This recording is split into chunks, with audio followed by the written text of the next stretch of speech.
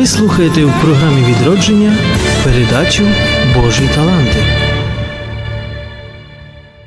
До лікаря головного, який довгі роки успішно лікує, його методика цілебна, люди зціляються. Приходить молодий лікар, закінчив університет, медичний факультет і почав критикувати главного лікаря. Ваша методика нікуди не годиться. От мене вчили так, а мені се видить от так. Лікар йому відповідає: по своїй методиці я вже успішно лікую людей 40 років. Що ти хочеш предложити? Треба атак. Ну добре, попробуй. Пішов молодий лікар лікувати. На першому хворому – провал, на другому – провал, на третьому – провал. Главний лікар цього героя відстранив від роботи. Твоя методика – це твоя глупа фантазія. Радіо Лада. Радіо Лада. Я вспомнив всю історію, вона, кстати, ужгородська історія, коли до нас приходять неправославні люди і кажуть: ваша віра православна така, пойте до нас. Якщо ми 1150 років маємо опит богообщення, положительного, позитивного, якщо б наш народ вірою православною візантійською окрилений 1000 років, щось слухати. От чому так важно держатися опита, того положительного опита, яким обладає наш народ. Ведь наш народ не закінчує академії, а так безошибочно определяє, де християнська церква, а де її подмена. Радіо Лада. Радіо Лада. Ми, звісно, наших советчиків не виставляємо на вулицю, но чемно їм кажемо з уваженням: будьте здорові. Чому ми поговоримо про то? Та тому, що якщо на поле вийшла команда футболістів і в шитки 12 сліпі, яка то буде ігра? А вони ся б'ють у груди, що вони футболісти. А вони всі сліпі. Коли до нас приходять неправославні советчики у духовному сліпі, а нам починають підказувати, що де стоїть, де би що треба покрасити. Ми кажемо їм теж чемно: будьте здорові, ідіть з Богом.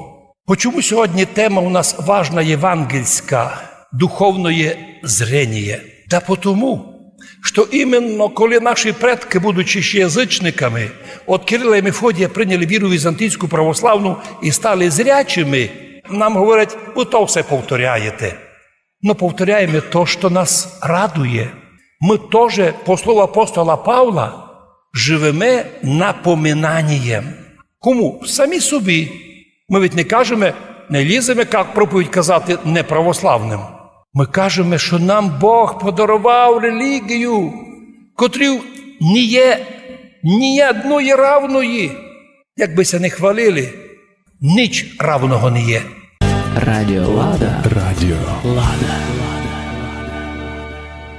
Удивительні вещі робляться на цьому світі, коли сліпі питаються вказати зрячим, куди треба йти. Представте собі картину: іде сліпий з паличкою, зустрічає вас і каже: ви знаєте що? Ідіть туди. А він сліпий. А там тут путь у болото. Ми кажемо: сонце наше сліпоє, іди собі путем своїм.